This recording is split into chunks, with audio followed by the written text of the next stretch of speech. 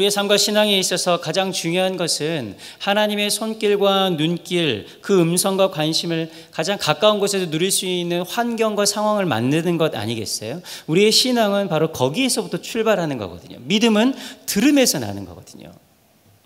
하나님의 임재, 하나님의 마음을 깨닫는 것이야말로 우리 신앙의 기초가 되는 것 아니겠습니까?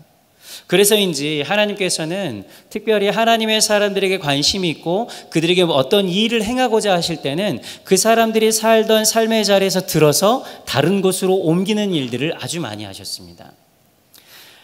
하나님께서 갈대아 우르에서 잘 살고 있던 아브라함을 불러다가 하란으로 가나안 땅으로 아브라함을 보내셨지요. 야곱과 그 가족들을 가나안 땅에서 들어서 애굽으로 보내셨습니다. 애굽에 살고 있던 이스라엘 백성을 광야를 지나 가나안 땅으로 옮기셨고 그것으로 끝이 아니라 가나안 땅에 살던 이스라엘 백성을 바벨론 포로로 보내셔서 하나님의 역사를 이어가셨습니다. 하나님은 오늘도 동일하게 우리에게 그런 일들을 하십니다. 우리를 향한 하나님의 뜻과 계획이 있을 때마다 하나님은 우리의 자리를 들어서 공간을 바꾸시고 변화시키십니다. 하나님의 뜻에 걸맞는 사람이 되게 하시기 위해 우리를 통해서 하나님의 계획을 이루시기 위해서 말이죠. 그래서 우리들이 익숙하고 편안했던 삶의 현장을 떠나 다른 곳으로 이동하도록 우리를 이렇게 몰아가시기도 합니다. 공간의 이동뿐만 아니라 우리가 익숙했던 삶의 습관, 문화, 관습 그리고 관계로부터 우리의 삶을 송두리째 흔들어서 때로는 단절시키기도 하고 때로는 새로운 관계를 맺게 해서 우리의 주변 환경을 변화시키기도 하시죠. 왜요? 하나님의 뜻, 하나님의 계획을 우리를 통해서 성취하기 위해서 말이죠. 오늘 말씀을 반추하면서 우리의 삶의 여정을 이곳으로 인도하신 하나님의 뜻과 이유를 발견하는 저 여러분 되기를 바랍니다. 그리고 옮겨 심겨진 이 자리에서 우리가 과연 부르심에 합당한 삶을 살아가고 있는가, 또 하나님의 뜻에 맞게 살아가고 있는가를 점검하는 시간 되었으면 좋겠습니다. 한편으로는 혹 우리의 삶의 자리를 들어서 내가 익숙했던 곳에서 벗어나 다른 곳으로 가야 하는 것은 아닌가 하고 고민하고 있는 사람들에게 하나님께서 어떤 과정을 통해서 우리를 인도해 가실지 함께 묻는 시간이 되기를 우리 주님의 이름으로 축복합니다. 따라하겠습니다. 떠남은 은혜의 시작입니다. 떠남은 은혜의 시작입니다. 오늘 본문 1절 말씀 한 목소리를 읽겠습니다. 시작. 이스라엘 자손이 애굽 땅을 떠난 지 3개월이 되던 날 그들이 시내 광야에 이르니라. 이스라엘 자손이 애굽을 떠난 지 3개월이 되었습니다. 하나님께서 이스라엘 백성들을 왜 애굽에서 떠나게 하셨죠?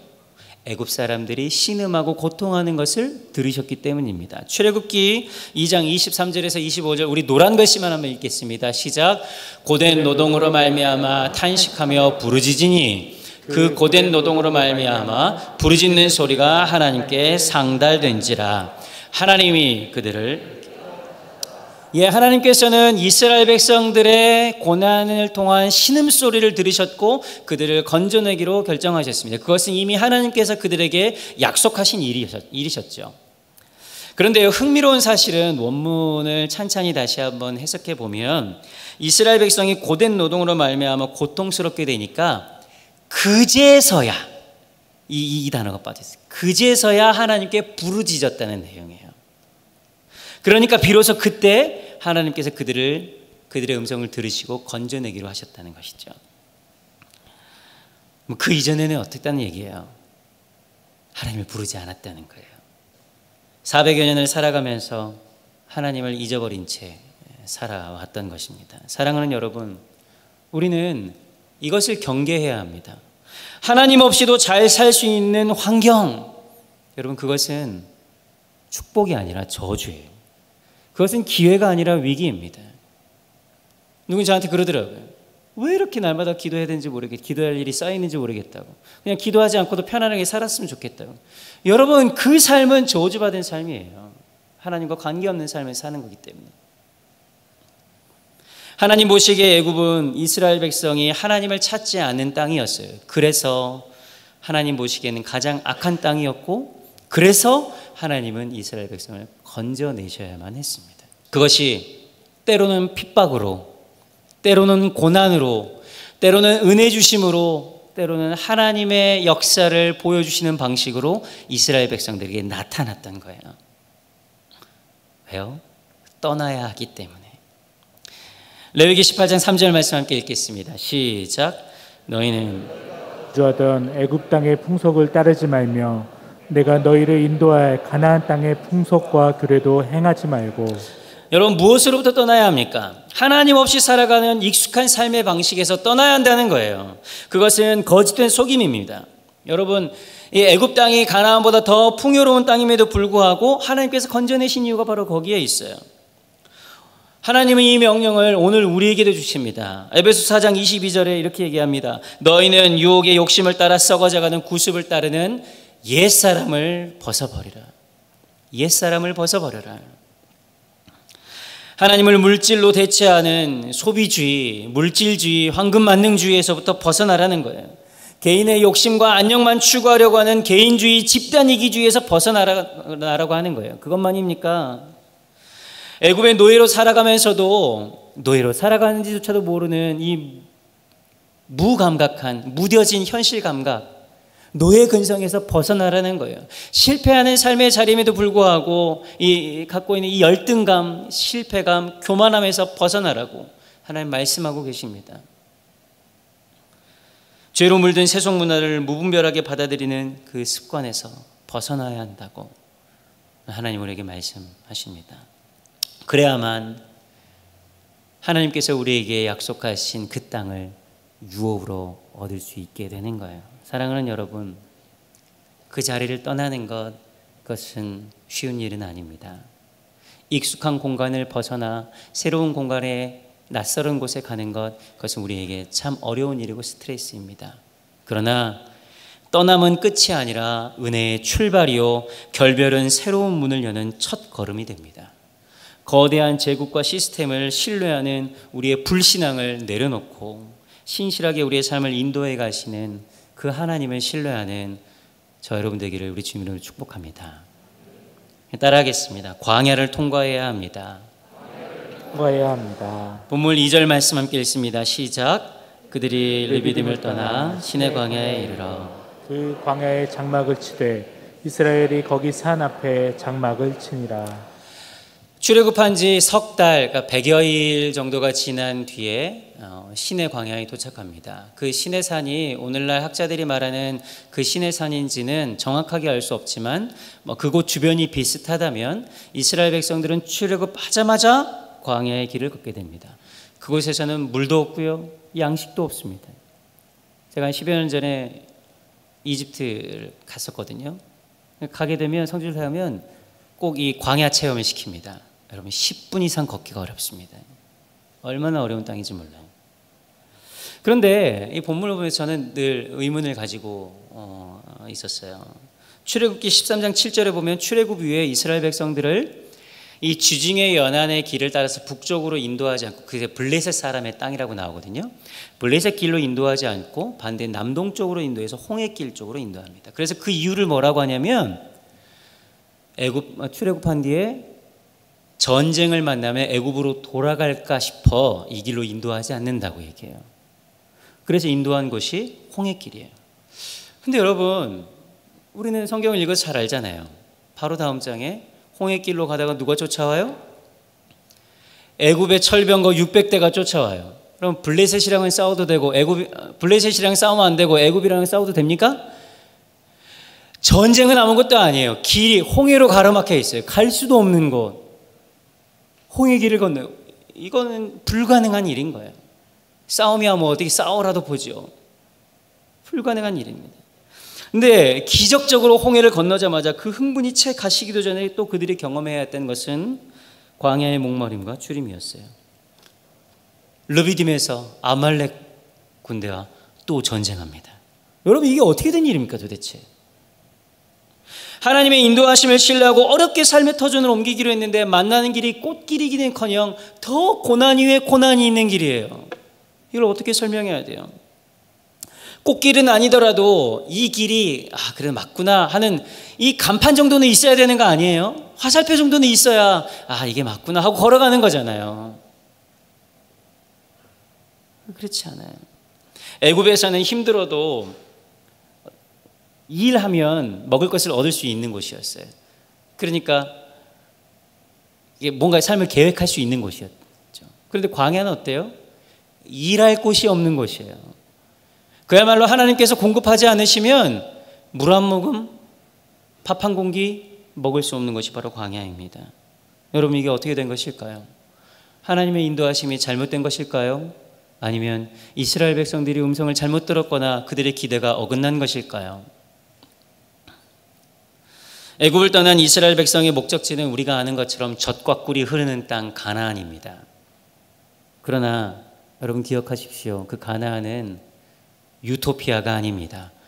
모든 문제가 사라진 완벽하게 안전한 곳이고 풍요로운 곳이 결코 아니에요. 오히려 애굽에서 겪었던 그들의 문제가 고스란히 일어나는 곳이 바로 가나안입니다. 그들은 난폭했고 포악했고 음란했고 문란했고 브레이크가 없었어요.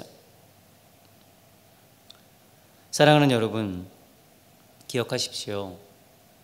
하나님께 가나안 땅 그 자체가 결코 목적이 아닙니다. 하나님께는 이스라엘 백성이 살아계신 하나님과 벗하여 살아가고 하나님만을 의지하는 백성이 되는 것, 그것이 하나님의 목적이에요. 그래야만 약속하신 가나안 땅에 들어가더라도 이스라엘 백성이 그곳에서 풍요를 누릴 수 있게 되는 거예요. 이스라엘은 일을 배우고 훈련해야 합니다. 지금까지 자기 스스로의 힘으로 어떻게든지 발버둥 치면서 살아보려고 애썼던 그들의 이 애굽의 방식을 버려야 돼요. 더 이상 이렇게 살 수 없어요. 계속 그렇게 살면 안 되는 거예요. 이것이 하나님께서 이스라엘을 광야 길로 인도하신 이유입니다. 광야를 통과하지 않고서는 결코 가나안에 갈 수도 없고, 하나님과 벗하여 살아가는 법을 배우는 가장 최적의 장소가 바로 광야이기 때문이지요. 그러니 사랑하는 성도 여러분, 여러분 중에 새로운 삶을 살기로 결단하고 새로운 시도를 했는데 계속 이상하게 일이 꼬여만 가고 일이 쌓여만 가고 막혀만 가는 사람들이 계십니까? 여러분, 만약에 그렇다면 이 길이 하나님께서 원하시는 길이구나, 그렇게 신뢰하셔도 좋습니다.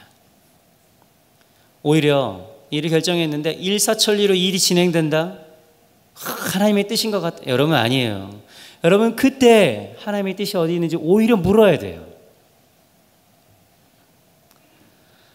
상황에 꼬여간다면 더 기대하십시오. 왜냐하면 하나님이 일하기 시작하는 때가 바로 그때이기 때문입니다. 하나님이 주신 꿈으로 달려가면 늘 가슴 벅차고 행복하고 만족하는 일만 일어나는 게 아니에요. 인생이 절대 그렇지 않습니다. 하나님의 꿈을 마음에 품는 순간 우리는 더 바빠져요. 해야 할 일은 더 많아져요. 누구나 꿈을 꿀 수 있지만 그것을 이루기 위해서는 부단한 연단과 훈련의 과정이 반드시 필요합니다. 그러니 사랑하는 여러분, 주저하지 말고 시도하십시오. 다가오는 장애물을 두려워할 필요도 없습니다. 여러분, 광야를 통과할 수 있는 기름과 무엇일까요? 우리 4절 말씀 함께 읽겠습니다. 시작. 내가 애굽 사람에게 어떻게 행하였음과 내가 어떻게 독수리 날개로 너희를 업어 내게로 인도하였음을 너희가 보았느니라. 시내 광야에 텐트를 친 이스라엘 백성들을 향해서 하나님은 모세에게 그렇게 말씀하라고 합니다. 광야를 걷게 된 사람들에게 이 광야를 온전히 통과하기 위해선 애굽 사람들에게 내가 어떻게 행했는지를 너희가 기억해라. 그리고 독수리가 날개로 업어 너희를 이곳까지 어떻게 인도했는지를 날마다 기억해라. 사랑하는 여러분, 우리의 발걸음은 광야 메마른 땅을 걷고 있지만 하나님의 눈길과 손길은 결코 우리를 떠난 적이 없습니다. 여전히 우리의 삶과 함께 계시는 거예요. 우리가 현실의 무게에 짓눌리게 되면 일어나는 첫 번째 일은 뭐냐면 지금까지 베풀어 주셨던 하나님의 은혜를 송두리째 잊어버린다는 거예요. 그게 희한해요. 그러나 하나님은 한 번도 이스라엘을 향한 시선을 거두지 않아요. 그것을 붙잡는 사람들에게는요. 홍해를 지나 마사와 무리바, 르비딤을 지나는 지난 석 달간의 광야 여정은 아무것도 없는 가운데 목마름과 죽음의 위협과 전쟁의 위협을 계속해서 위기를 겪은 것이 아니라 오히려 아무것도 없었음에도 불구하고 그 모든 위기를 주의 은혜, 하나님의 기적을 경험하며 지나왔던 은혜의 걸음이에요. 여러분, 똑같은 햇볕을 쬐어도요, 진흙은 굳어지지만 얼음은 녹습니다. 하나님의 은혜는 통일하게 우리에게 부어지지만 어떤 사람은 광야로 인해서 넘어지고 어떤 사람은 광야로 인해서 더 풍성함을 누리게 되는 거예요. 여러분, 무엇을 선택하시겠습니까? 은혜와 함께 광야를 통과하기에 우리가 한 가지 더 붙들어야 되는 것이 있는데, 그것은 하나님의 약속이에요. 약속.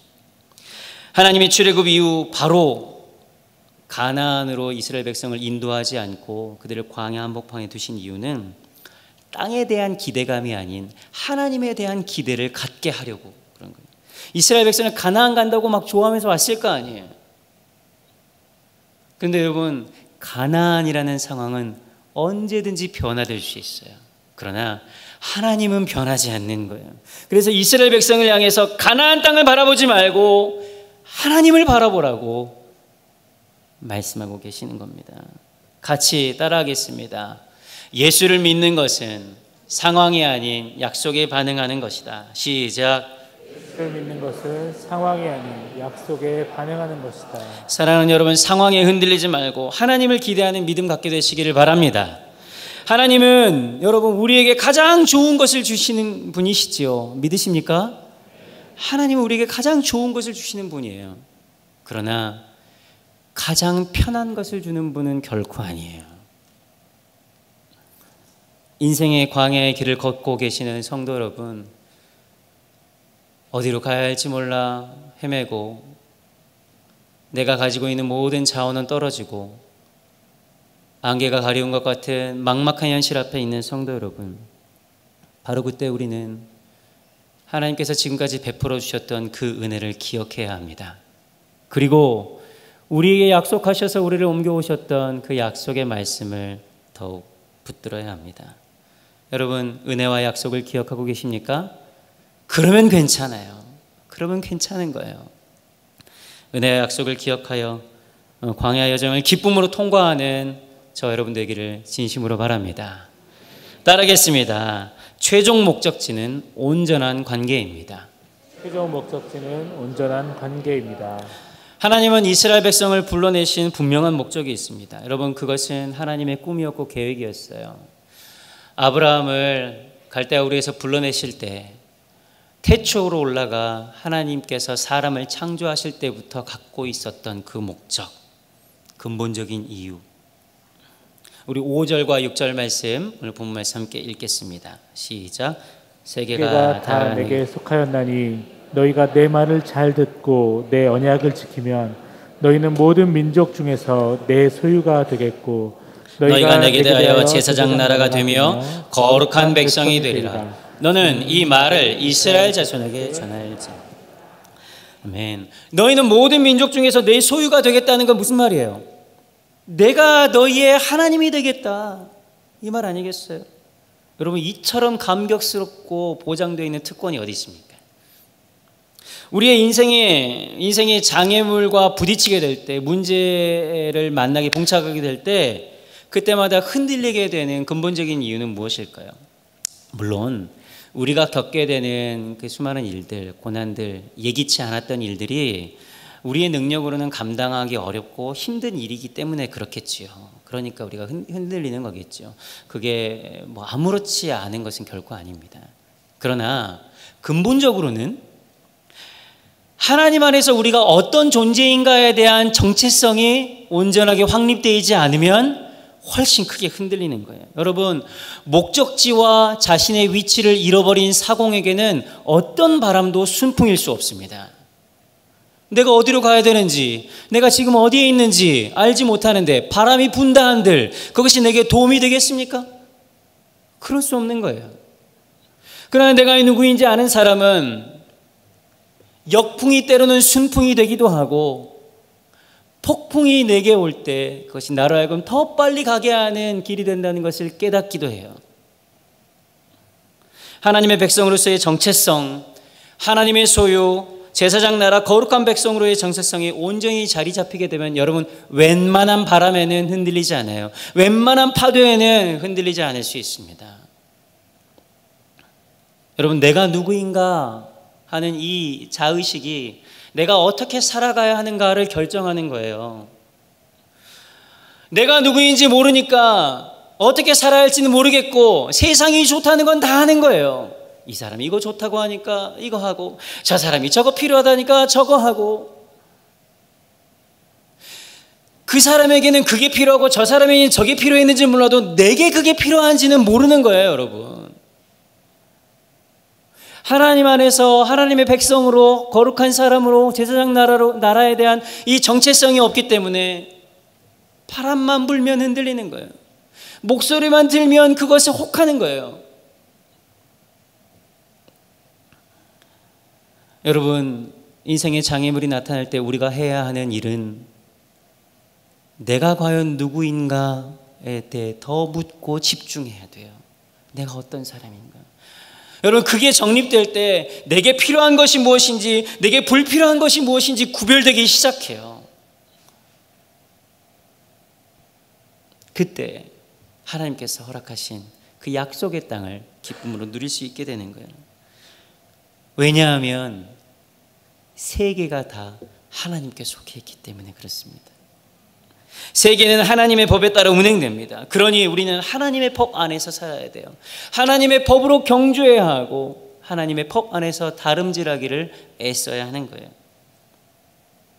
하나님과의 온전한 관계 안에서 하나님이 우리에게 부여하신 부르심의 자리에서 살아야 합니다. 오늘 출애굽기 19장 초반의 말씀은 이제 광야의 여정, 가나안으로 향하는 광야의 여정을 앞두고 이스라엘 백성들에게 하나님께서 오리엔테이션 하는 거예요. 청사진을 그려주는 겁니다. 얘들아, 너희의 목적지는 저 가나안 땅이 아니다. 너희가 내 소유가 되고 내가 너희의 하나님이 되는 것. 너희의 최종 목적지는 가나안 땅이 아니라 나와 온전한 관계다. 말씀해 주셔요.